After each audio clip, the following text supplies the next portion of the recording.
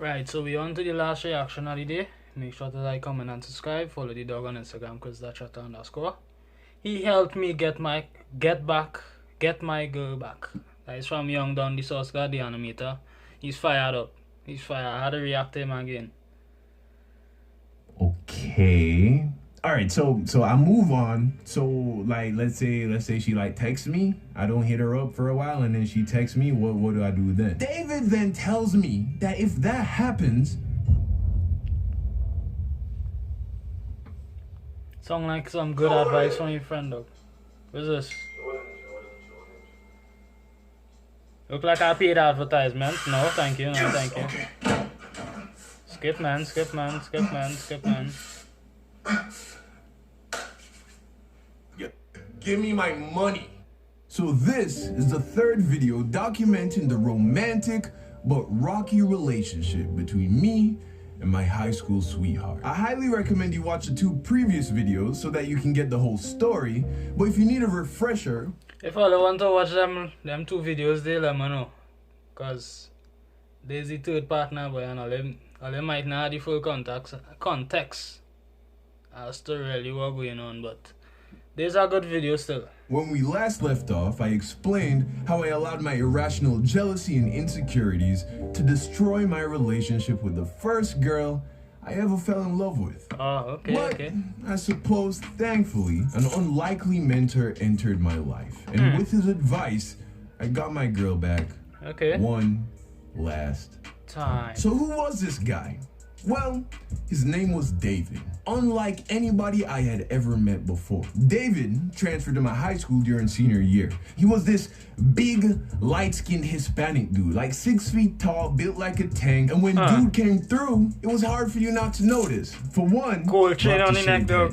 Never seen that before in someone that young. And if that didn't catch your attention, then certainly his drip was arguably the most drippy dude in the whole school. I'm talking about this dude had all the Jordans, all the Air Maxes, only rock True Religion jeans and Polo Ralph Lauren and Nautica shirts. And when you're a broke teenager in high school, that is very impressive. But the most striking thing about David wouldn't actually hit you until he opened his mouth. And that's because on the rare occasion that he actually spoke to you, you would be dazzled by his shine. How is that even possible in school, look? The dog rocking the gold chain plus the gold teeth. I doubt that allowed in school stuff, but I go dog America, different dog, different. Gold grills that sat on his teeth. And even more surprising than that was the fact that he talked like Kodak, bro. Yes, Kodak Black. This light-skinned Hispanic dude talk like a dark-skinned dude with dreads from the dirty South. I'm talking about... Kodak Black get pardoned by Trump and all the way. Tell yourself. You feel me? And that's because David grew up in the hoods of South Florida. I'm talking Lake City, Opelika, Miami Gardens. If you know, you know, bro. It's not a game over there. So, as some of you know, I played varsity basketball in high school, and that's how I met David. He showed up one day for tryouts, and mans was nice, so he made the team. But he mostly kept to himself. Never said too much to anybody, really, including the coach. So that's how we knew each other. But we wouldn't become friends until the second semester of senior year when we ended up in the same marine biology class. Now, this may come as a surprise to you, but David wasn't particularly passionate about marine biology. Needless to say, when he showed up for the first day of class and saw me sitting in the back, he was happy to see someone he knew. That he knew was smart.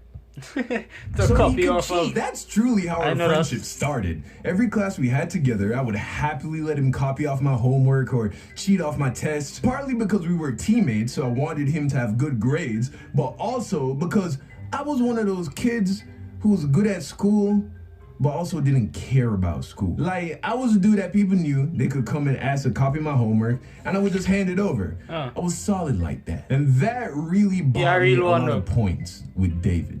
And from that point on, we became boys, to the point that we would occasionally hang out outside of class and basketball practice. And it became clear to me that David saw me as more than a bump in his GPA, when one day he comes to class and sees me sitting in the back of the room looking bummed out. This was right after my girl and I had broken up for the second time, and it was affecting me. So David comes, he sits beside me. Hold on.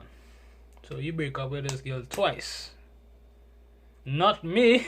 Not me. Why you lost me with that one day, dog? You lost me with that one day. The first time you break up, I said, dog. Moving on, dog.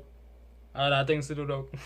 And he asked me what's going on. I told him that me and my girl just broke up, and I was pretty bent up about it. David instantly pulls out his phone and just starts scrolling through pictures of girls that he's, you know, having relations with. And he was like, yo, this is what you need to be on. Forget that girl. But that wasn't me. You feel me? I couldn't just move on like that. So when he realized that wasn't the answer I wanted to hear, he decided to give me some advice. First, he told me I had to move on. He said that when a girl leaves a dude, he can't really get her back. She has to come back. And as long as she can tell that you want her, she's gonna stay away. So I hear this and I'm like, so like, you mean like just don't text her and stuff? Typically, don't be a simp. That is all the man saying, dog. Typically, don't be a simp. Don't call on the girl phone every hour. You know the vibes. If she break up with you, move on about your business, dog. True facts. Oh, okay, yeah, I can do that. He tells me no, the relationship is over. It's done. Move on. Of course, I'm confused because I'm like, well, if I move on, then how? Dog, I learned this at a young age, dog. Without even being in a relationship of a common sense, dog. If a girl leave you, dog, you run she down again. Come on, it have millions of girl in the world, dog. Come on. Take your time, slow it down, breathe in, breathe out, and move on. How am I supposed to get her back? He's like, Don, it's over. You're not gonna get back what you lost. But there's a chance you might want to start something new. If she sees change, but as long as you're holding on to the old stuff, she's gonna know you the same person. And look, you can move on. She might not come back, but if you do move on, then maybe she'll see that and come back. I'm like, okay.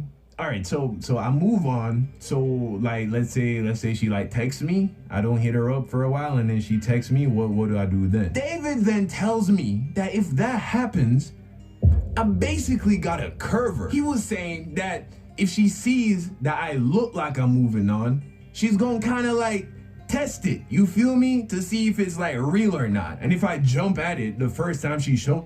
There's true facts though. You turn your game, dog. You turn your game.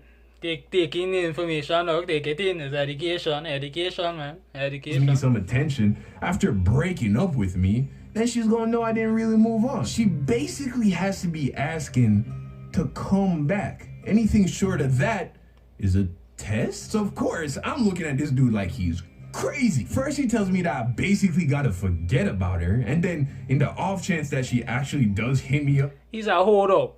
So you know what he's talking about. They can really say that he don't know what he's talking about and he's speaking shit. You know what he's talking about because he's a hoe. He not to walk around them and thing. If you want to be a hoe, just be like he, that's all. I gotta like curve her unless she's like explicitly asking to get back with it just didn't sound like it made any sense. David sees the confusion on my face and probably already feeling like he's been trying way too hard to explain this to me. So then he's like, yo, do whatever you want. So basically, I thought that I was still where I was and he didn't help me at all. But I did think the whole moving on thing was probably for the best, because there's no way she was gonna come back. You're obsessed though. So I started to do that. And if you watch part 1 of this series, then you know what that looks like. Hanging out with the boys, playing basketball, and not contacting my ex. A few weeks go by, and then I get a text from Taylor saying that she had one of my jackets and she wanted to return it. I'm gonna tell you some facts. Elevating yourself and really sticking to yourself and doing your own thing will bring girls to you, though. Will. Honestly, it will, though. Because if you're doing your own thing, dog, and you ain't studying nobody else but yourself, dog, and sticking to yourself, exercising and staying healthy, dog, it will just come to you now, boy. You feel me? It will just come to you. I didn't think much of it So I said, okay. We decided to But meet. one thing I shouldn't do, those simple for the first girl that text you, dog. You gonna text on the girl every. Nah, don't do that, dog. Just take your time, take it slow, understand, you know, the vibes. Educate yourself. After school the next day in the middle of the campus, and that's where she was gonna give it to me. So after school the next day, I'm heading to the middle of campus, and I can see she's already there standing with my jacket in hand. And she was looking mad cute. And I'm like, man, I do miss that. But then I remembered what David said. If she doesn't make it clear that she wants to come back, then there's no long talking to be had. So I walk my way over to her, I say what's up, she says hey, and then hands me my jacket. I say thanks, and then with no hesitation or pause, I turn around and start walking away. Okay. Clearly she didn't expect that. And she calls out to me. So I stop, I turn around, I'm like, yo, what's up? She's like, really? I'm like, I said thanks. Boy, I come from my jacket, you're telling yourself. I come from my jacket, you want to have a full conversation? You're telling yourself. Like what? I go in my merry way, dog. Like, what? He do the right thing in that situation. All I come there for is my jacket, not a conversation. Take your time. If you want that conversation, call the dog phone. Facts. And then she storms off. And I'm just standing there like, right?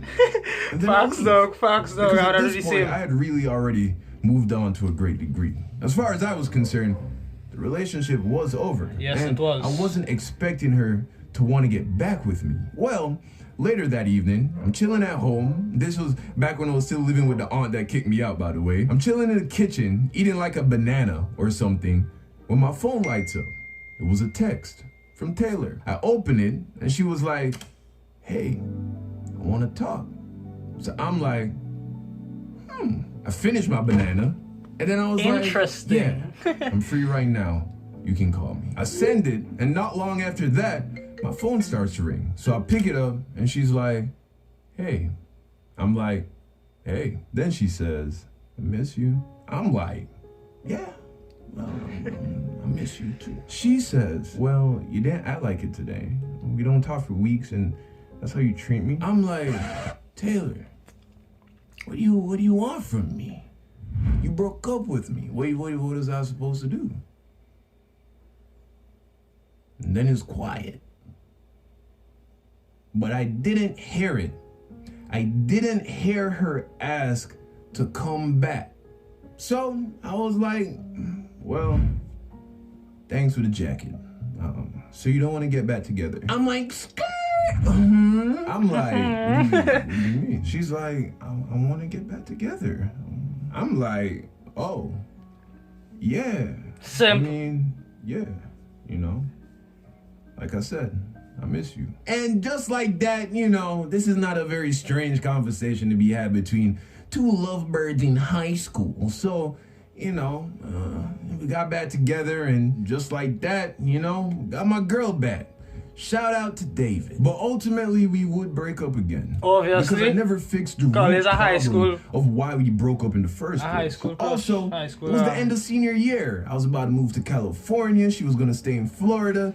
And a long-distance relationship, plus both of us being teenagers and going to college, doesn't quite spell strong relationship. So did David's advice work? Well, for what I wanted at the time, I guess. But that's not the advice 25-year-old me would give to 18-year-old me today.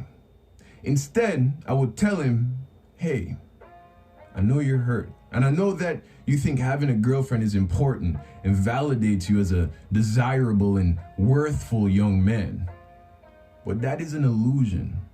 No amount of success with girls is ever going to make you feel worthful. In fact, so long as you continue to pursue women, you will never be all that you can be. So you will never be happy. Focus on yourself. Don't even think about a girlfriend. Learn who you are. Figure out what's important to you. Master your mind and your body with discipline. Listen to that voice in your head that tells you what to do. Ask it for guidance. Do that, and you will become legendary. So if the day ever comes that a girl is in your life, it will be because you chose her, and she will be happy that you did. End of the night. Straight fucking facts. Exactly what I said before the ending, though. Exactly what I said. I hope I'll take something from this video. You know the vibes, my young dogs them. Take some advice, dog. Yeah, you know the vibes, dog. Make sure to like, comment, and subscribe. And I'm out. Yes, sir. More reactions coming soon, yes, sir. Yes, sir.